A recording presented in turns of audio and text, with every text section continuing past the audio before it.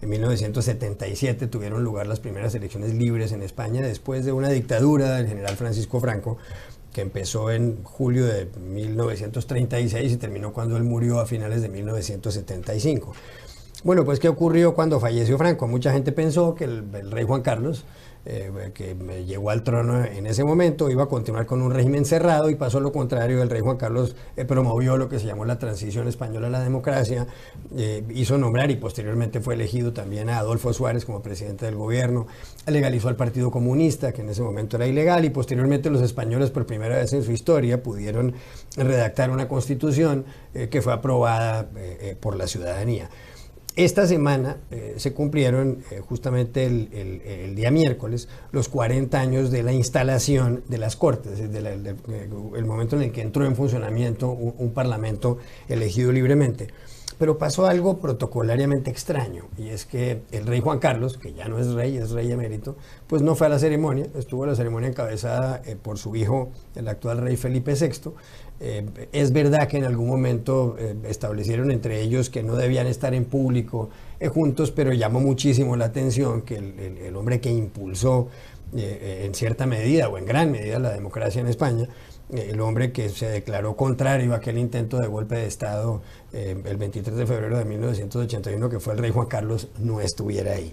La gente se pregunta qué pasó, cómo es posible que el rey Juan Carlos no hubiera sido invitado a una ceremonia, a la ceremonia de constitución o de la efemérides de constitución de las Cortes Españolas, si resulta que él fue el arquitecto.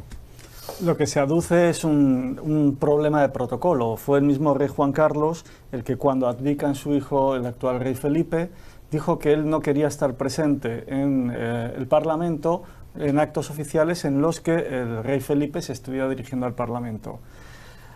Hay quien dice, entre otros el editorial de este mismo periódico, que los protocolos están para saltárselos. Yo discrepo, los protocolos están para cumplirlos, pero con sentido común. Hay que tener en cuenta una cosa: el rey Juan Carlos no es que, digamos, sucediera a Franco, es que no solo sucede en la jefatura del Estado, sino que recibe el poder más absoluto que ha tenido un rey de España en toda su historia. Es decir, cuando muere Franco y él es proclamado rey, técnicamente es un monarca absolutista, pero insisto, con unos poderes que no tuvieron ni los reyes católicos, ni Felipe II, ni Carlos III. ¿Y qué es lo que hace esta persona que recibe todo ese poder? Trabaja para instaurar una democracia. Yo creo que solo por eso hubiera sido obligatorio que él estuviera presente en esa celebración.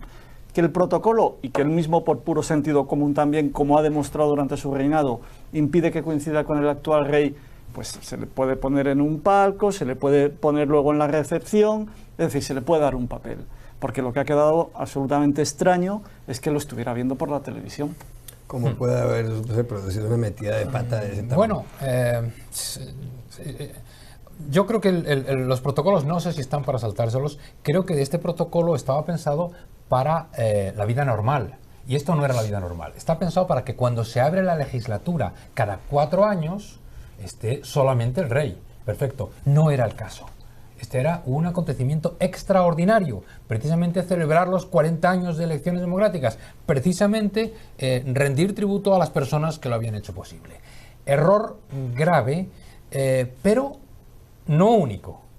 Segundo error, el del rey emérito, por contarlo, por quejarse, por llamar por teléfono, por protestar. Primer error... ¿Ha debido callarse? Sí, en mi opinión sí. No porque no tenga razón, sino porque ha complicado todavía más las cosas. Es decir, que primer error, había que haber buscado una fórmula original, imaginativa, y creo que la responsabilidad, en este caso, no podemos atribuírsela al gobierno, no podemos atribuírsela al Parlamento. Hay que atribuírsela, en principio, a la Casa Real. Debería haber buscado una fórmula para no estar sujeto al protocolo y para que el rey Felipe VI, dijera lo que tenía que decir. Por cierto, hizo un extraordinario discurso y en un momento dijera: y aquí, en un extremo del escenario, está mi padre, al que debemos mucho todos. Y eso está muy bien, y ha sido un error que no ocurriera. Pero el rey emérito se ha equivocado al decirlo, y luego vamos a también buscar un poco de explicación. ¿Por qué ha ocurrido esto? ¿Es que han perdido la cabeza? No del todo. el papel político del rey Juan Carlos ha sido excelente, imprescindible para la democracia, junto con el concurso de partidos y de los ciudadanos españoles. Pero los últimos años ¿no han sido ejemplares? No han sido ejemplares. Y por lo tanto, era discutible por lo menos que la presencia del rey ahí hubiera distraído el foco de atención del rey Felipe VI, y no en el buen sentido. Hubiera recordado que es verdad, que grande fue hace 40 años, pero ¿y la cacería? Pero ¿y sus asuntos? Cuando se fue a cazar elefantes a Botswana. Y las cosas que han salido bastantes, que no vamos a mencionar aquí, que han empañado su propia labor y su propio papel. Bueno, pues tampoco ha sido ejemplar. Yo entiendo que por ahí han ido los razonamientos de un rey joven como Felipe VI, que necesita ganarse su sitio, que necesita construir su carisma, que creo que está disgustado seriamente con alguna de las cosas que han pasado en su familia, y que él y su entorno han entendido que no se podía jugar con esto. Así entiendo yo que han sido las cosas, y por eso creo que se ha producido un doble error. No incluir al rey emérito, pero que el rey emérito se quejara y no entendiera por qué no estaba incluido. Hay un asunto, Jorge, que me mencionaba José Manuel Calvo antes de entrar a este programa, y es cómo en estos 40 años, desde cuando se constituyeron las Cortes o el Parlamento español, ha cambiado la vida en España. Este es un país donde justamente en las últimas horas se ha celebrado la Marcha Mundial del Orgullo Gay, en un país que hace 40 y tantos años tenía una dictadura pues muy de derechas y muy apegada a la Iglesia Católica. Este es un país donde hay legislación a favor del aborto, donde uno de los primeros países donde fueron autorizadas las bodas homosexuales, los matrimonios entre parejas del mismo sexo. Incluso hay un estudio de la Universidad de Michigan en Estados Unidos, una de las universidades públicas más prestigiosas de ese país, donde cuenta cómo posiblemente España es la nación del mundo, o el país del mundo, en donde más han cambiado los valores de una generación a otra. Pasaron de la dictadura férrea de Franco a vivir la transición, el destape y el regreso a la democracia en lo que fue un proceso modélico, como se diría en español. ¿Por qué se produjo todo eso? Se pregunta la gente en nuestros países. ¿Cómo se produjo eso con esa rapidez, visto hoy, 4 décadas después? Yo creo que hay una combinación de factores. La primera, bueno, experiencia personal. Yo, cuando José Manuel votó hace 40 años, yo tenía 9. Entonces, obviamente hay un recambio generacional. Es decir, las personas que ahora estamos alrededor de los 50, aunque técnicamente hayamos nacido y vivido en dictadura, no nos acordamos. Ya estamos hablando de personas de 50 años. Con lo cual, digamos, las nuevas generaciones, las nuevas entre las que me incluyo, no tenemos esa memoria física de lo que fueron aquellos años de, digamos, de dictadura y todo lo que supuso. Eso lo ha hecho la generación anterior a la nuestra, que fue la que se encargó de pilotar la primera fase de la transformación. La llegada a las instituciones democráticas, la lucha por las libertades básicas, la modernización de un país que estaba absolutamente atrasado, que estaba al nivel de, en aquel momento, de Yugoslavia, y que ha llegado a estar entre las principales economías del mundo. Y detrás de esas personas, digamos, ya vino la modernización social.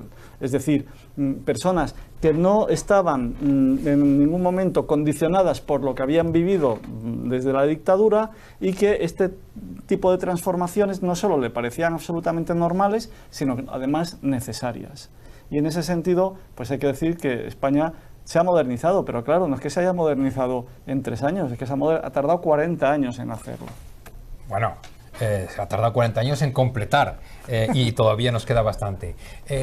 Fue muy importante lo que pasó realmente hace 40 años. El gran pacto de vencedores y vencidos de la guerra civil, de excluidos y reprimidos y de beneficiados. Todos habían cometido errores, todos acordaron reconocerlos y tirar para adelante, y entendieron que tenían que mirar lo que les unía y no lo que les separaba, porque la guerra civil española fue terrible, de las más crueles del siglo XX. El 15 de junio del 77 yo era interventor en las primeras elecciones democráticas, interventor de un partido recién legalizado, y en la mesa en la que yo estaba vigilando, en nombre de mi partido, votó la viuda de Franco. Y no se me olvida nunca.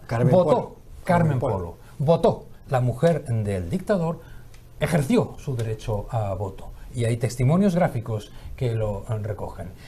Parecía increíble, pero aquel fue un momento emocionante. Se transformó un país, como dices tú, que venía del retraso de la dictadura, no solo de los 40 años de dictadura, de antes. España en los años 20 y 30 era un país pobre, de terrible desigualdad, de analfabetismo, de hambre.